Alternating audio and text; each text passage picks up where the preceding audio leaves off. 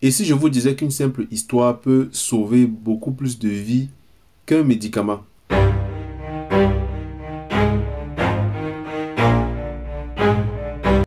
Ça semble surprenant, n'est-ce pas? Tenez ceci. Pendant la pandémie à Covid-19 récente, en 2020, il y a des communautés entières qui ont refusé de se faire vacciner, qui ont refusé le vaccin, non pas à cause de l'indisponibilité ou bien de l'inaccessibilité de ces vaccins-là, mais simplement à cause des histoires.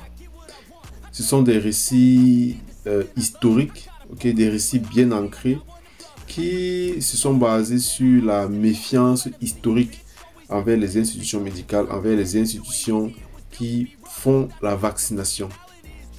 Pendant que les experts essayaient de brandir des statistiques pour démontrer à quel point la vaccination est importante, il y a des gens qui mouraient simplement à cause des récits qui étaient beaucoup plus puissants que les statistiques. Ça semble surprenant, n'est-ce pas? On en parle dans cette vidéo. Bonjour les amis, bienvenue sur Parlons de santé publique. Bienvenue sur notre chaîne YouTube. Merci de nous retrouver.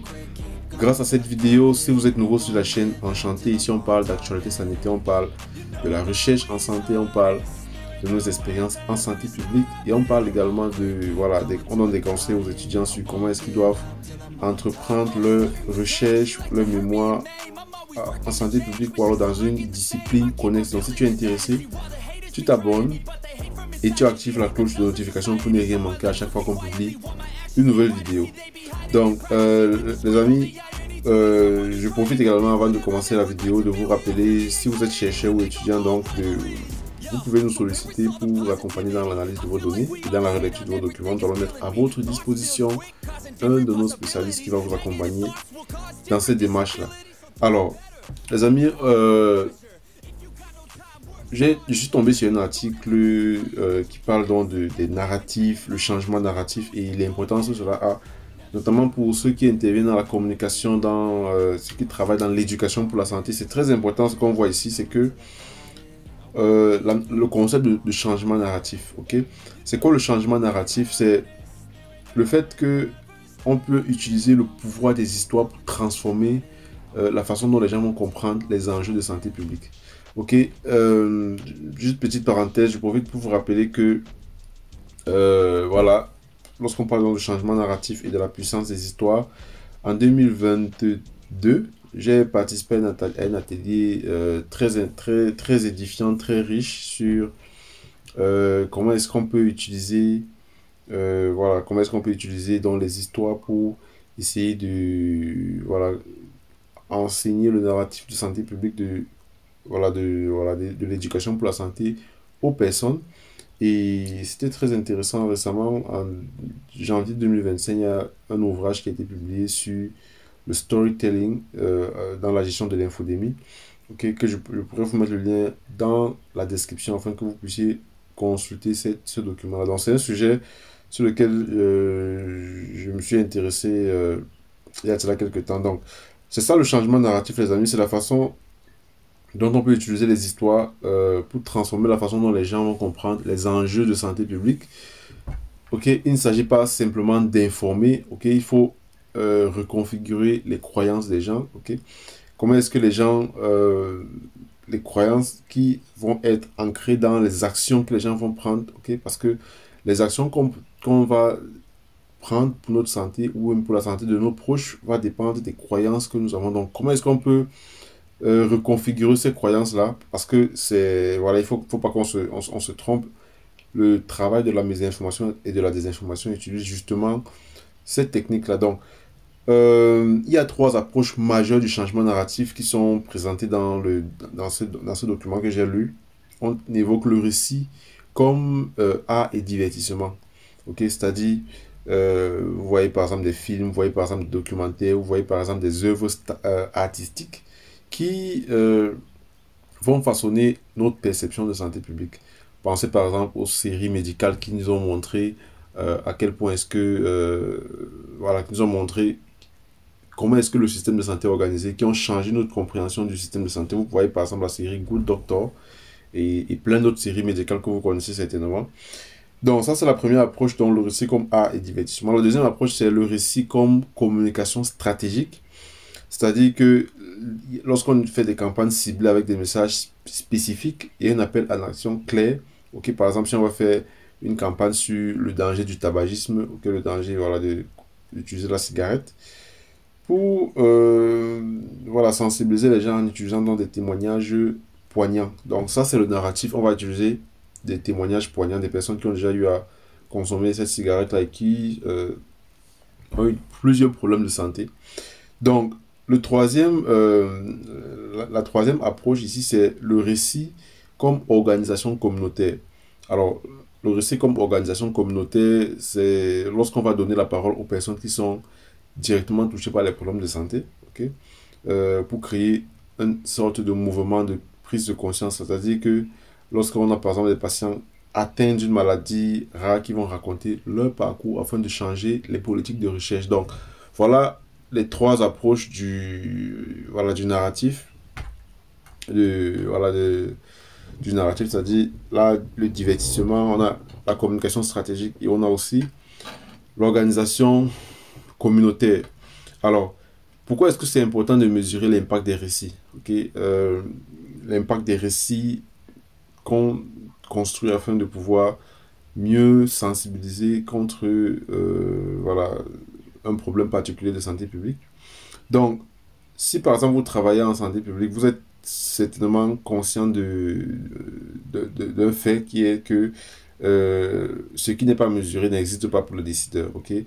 Ce qui n'est pas mesuré de façon chiffrée, okay? S'il faut faire la répétition, ne compte pas pour les décideurs, ceux qui vont décider voilà, de financer l'initiative. Donc, lorsqu'on investit des millions dans des campagnes de sensibilisation, c'est que c'est important de prouver leur efficacité. Okay? C'est important de prouver l'efficacité, montrer que voilà, pourquoi est-ce qu'on investit est véritablement efficace. Donc.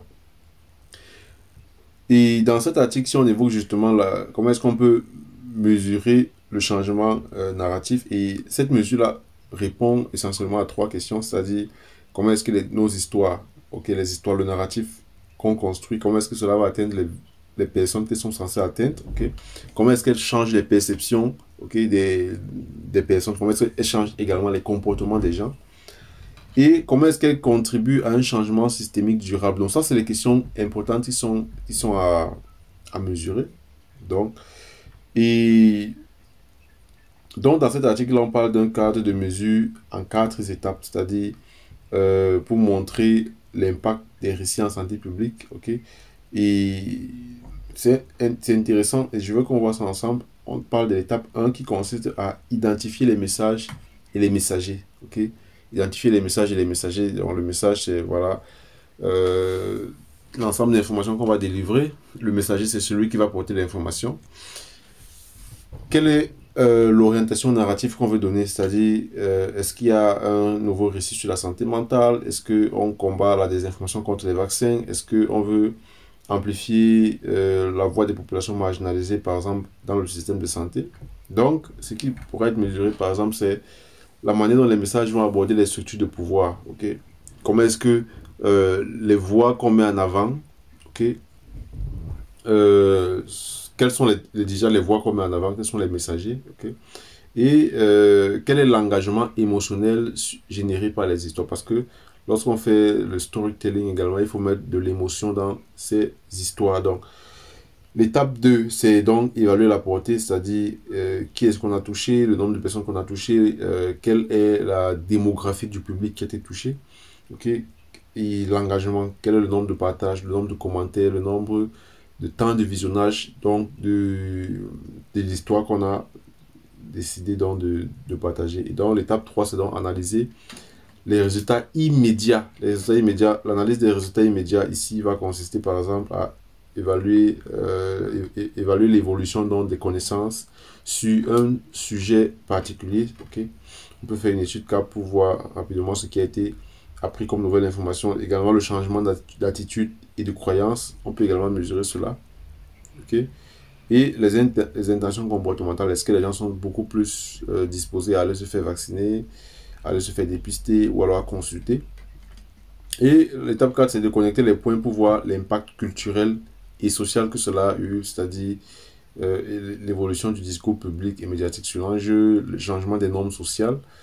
Et ça, c'est également des éléments qu'on peut mesurer. Donc, pour mesurer le changement narratif, donc, il y a dans cet article des principes clés qui sont donnés. Par exemple, il faut aller du sens, c'est-à-dire qu'il faut impliquer les communautés concernées qui sont touchées dans la conception de l'évaluation. Il faut être ouvert aux surprises et aux résultats inattendus. Il faut se concentrer sur la contribution, c'est-à-dire ne pas chercher à prouver à ce que la campagne seule a causé un changement social, mais essayer de voir d'autres éléments qui auraient pu intervenir dans ce phénomène-là également. Il faut apprendre constamment parce que lorsqu'on décide de faire dans le storytelling, voilà, on n'est pas à l'abri des surprises. Donc, je trouve que c'est un article scientifique et j'ai voulu le partager avec vous. Ça montre à quel point est-ce que vous qui travaillez par exemple dans le secteur de l'éducation pour la santé, je vous invite donc à considérer cette approche-là qui est très efficace, c'est-à-dire le storytelling, qui marche à tous les coups parce que c'est une approche qui a été utilisée pour désinformer les personnes, ok, notamment pendant la pandémie à coronavirus, mais aussi avant. Et donc, on s'est rendu compte que c'est une approche très importante qui véritablement façonne la pensée des gens et qui change beaucoup leurs croyances. Donc, je vous invite à considérer cela et à améliorer dans vos pratiques de sensibilisation et de communication en santé publique. Voilà les amis, c'est ce que je voulais partager avec vous. Dites-moi ce que vous en pensez. Est-ce que vous travaillez dans le secteur de l'éducation pour la santé? Quelles sont les approches que vous utilisez? Est-ce que vous utilisez le storytelling, okay, le narratif? Je suis curieux de vous lire. On se retrouve pour une prochaine vidéo les amis. N'oubliez pas de vous abonner. Sentez-vous bien.